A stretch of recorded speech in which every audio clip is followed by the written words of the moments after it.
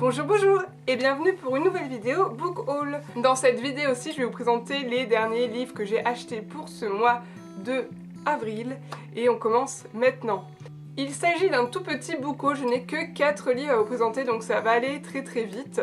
Surtout que vous me connaissez, je ne connais quasiment jamais les quatrièmes de couverture. Donc voilà, on va se faire ça très rapidement, ne vous inquiétez pas. Le premier livre que j'ai acheté ce mois d'avril, il s'agit des Couleurs de la vie de Lorraine Fouché et qui est publié chez Le Livre de Poche. Dans cette histoire-ci, on a une jeune femme qui débarque de Bretagne, bien sûr, voilà pourquoi ça m'a attirée, Kim, qui donc débarque à Antibes pour devenir la dame de compagnie d'une vieille dame, tout simplement. Et elle va être impressionnée par la relation que cette vieille dame a avec son petit-fils, mais celui-ci n'est peut-être pas vraiment son petit-fils, car apparemment il aurait disparu des années plus tôt. Donc voilà, on se retrouve avec des secrets de famille, des petites enquêtes sous le soleil d'Antibes avec une petite bretonne. Voilà, ça va être sympathique. Je pense que c'est vraiment une lecture d'été. D'ailleurs, la couverture le prouve bien. Pour moi, ça va être vraiment une lecture cocon de cet été. Et j'attends qu'il fasse beau, qu'il fasse chaud, même si c'est un peu le cas en ce moment, pour le lire en fait. Donc je ne sais pas si vous avez vu, mais si vous êtes allé en librairie ou dans les grandes surfaces récemment, le mois d'avril c'était le mois du polar. Moi vous savez, je ne lis pas du tout de polar, ou très peu. Et il y avait quand même pas mal de policiers, et celui-ci a attiré mon attention. Il s'agit de La Confrérie du Corbeau, écrit par Peter Tremaine, je sais pas trop comment ça se prononce, et qui est publié chez 10-18. Donc 10-18 sont spécialisés dans les sagas policières, ma mère adore les Anne Perry par exemple, et là en fait je ne le savais pas, mais il s'agit d'une saga policière qui a lieu dans en fait l'Irlande du début du 7e siècle je crois, donc on est vraiment dans du haut Moyen-Âge, juste après la chute de l'Empire romain, et ces enquêtes sont menées par une jeune sœur, jeune nonne. Je ne sais pas si elle est jeune en fait, je dis jeune mais bon, peut-être qu'elle est vieille. Et là du coup on a cette nonne et son compagnon qui enquêtent sur un accident qui se passe à une foire, donc dans l'Irlande de cette période-là. Sauf qu'en fait cet accident était peut-être plus que ça, enfin voilà, une belle enquête. Certains des livres de cette saga a remporté des prix, donc moi je ne la connaissais pas du tout personnellement. Je crois que... Attends, je ne vais pas me tromper, je vais d'abord regarder. Donc j'ai lu, il s'agit du 25e tome, et donc effectivement si ça me plaît, il y a des chances pour que je les lise, pas forcément dans l'ordre. Et j'ai hâte de découvrir ce petit monde de l'Irlande, et c'est surtout ça qui m'a attirée, l'Irlande médiévale, voilà quoi. Ça mélange deux passions que j'ai, l'Irlande et le Moyen-Âge, l'histoire en général. Donc voilà, c'est fait pour moi. Vous reconnaissez le genre de couverture? Il s'agit d'un aventure et passion qui s'intitule Le Seigneur des Runes de Sabrina Jarema et qui donc est publié chez J'ai lu dans leur collection que j'adore. Et là, d'habitude, vous le savez, je prends plutôt des romances un peu régence ou soit écossaises. Là, j'ai changé.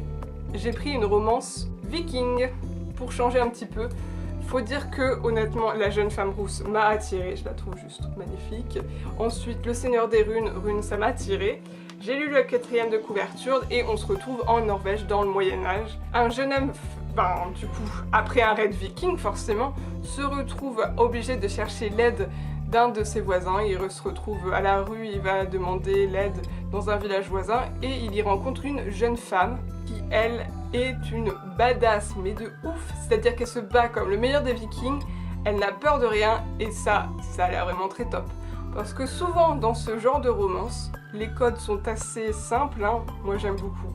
Donc forcément je suis quand même partisane de ça, mais généralement c'est pas trop des héroïnes badass au point de se battre, c'est souvent des héroïnes qui ont du répondant, ça je ne le nie pas, surtout celles que je lis. Mais voilà, généralement ce ne sont pas des guerrières et là ça m'a intriguée. Bon, c'est quand même un petit pavé hein, pour les aventures et passions, mais j'ai hâte vraiment de le lire. Et ensuite, le dernier livre que j'ai acheté, et j'avais craqué dessus quand je l'avais vu au salon du livre, mais voilà, je m'étais dit non, je ne vais pas l'acheter. Il s'agit du Seigneur des Highlands de Terry Brisbane, qui est publié donc chez Harlequin et qui est une édition spéciale 40 ans de Harlequin, d'où sont des petites histoires qui ont été éditées spécialement, mais qui ont été illustrées par des artistes. Et oui, effectivement, les couvertures sont juste magnifiques. Donc par exemple, cette couverture-là est illustrée par Malice Siri, je crois, Siri, oui. Après, on est dans une romance typiquement Highlander, on va dire.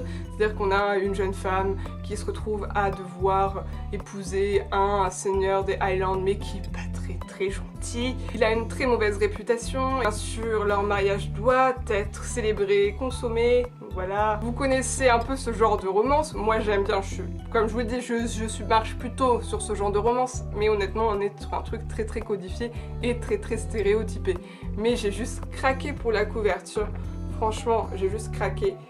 Pour ceux qui sont intéressés, il y a vraiment toute une collection pour les 40 ans de Harlequin et pas forcément que de la romance historique type Highlander. On a aussi du contemporain, on a aussi du policier, on a plus des trucs un peu bling bling et vraiment illustrés par toute une palette d'artistes. Voilà, je sais pas, les Highlanders c'est mon kiff et donc forcément j'ai vu la couverture, j'ai craqué. Donc voici déjà pour ce petit book haul, c'est tout, voilà, on est retourné dans une petite phase romance que je n'avais peu acheté ces derniers temps, mais là j'avoue que entre celle du 40 ans et celle sur la Norvège et les Vikings, et j'en ai peu, bah voilà, j'ai craqué. Donc si jamais vous avez des suggestions de lecture, n'hésitez pas en commentaire. Si jamais vous avez lu un ou plusieurs de ces livres, n'hésitez pas à me dire votre ressenti en commentaire comme d'habitude. Et moi je vous dis à bientôt dans une prochaine vidéo et bisous bisous!